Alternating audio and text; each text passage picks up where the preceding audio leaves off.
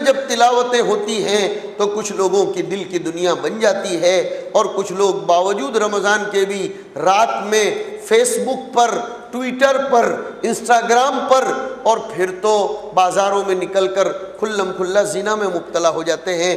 وہاں سوال پیدا ہو سکتا ہے کہ رمضان میں شیطان کو بند کر دیا گیا تو یہ گناہ کیوں ہو رہے ہیں، یہ عورتیں کیوں نکلی ہیں، اور اتنی بے پردگی اور سیٹنگ رمضان میں کیوں زیادہ ہو رہا ہے؟ نعوذ باللہ من ذالک۔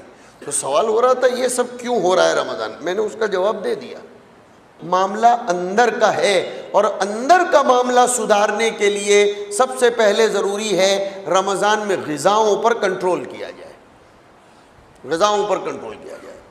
ہاں، مقوی غذائیں کھاؤ لیکن ٹیسٹفل غذائیں مت کھاؤ۔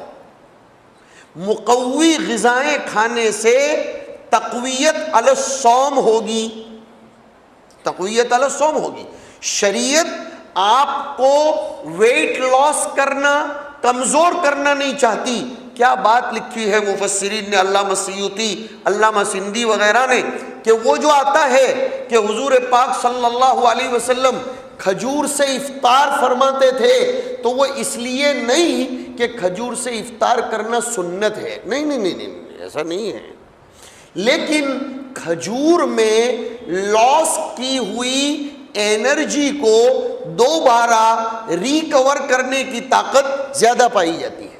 اللہ کے رسول صلی اللہ علیہ وسلم کی طب تھی کہ آپ نے روزہ رکھ کر بدن کو جو قوت اس کی لاس ہوئی، انرجی لاس ہوئی، اس کے لیے فرمایا کھجور کھا لو تو جلدی سے ریکور ہو جائے گا۔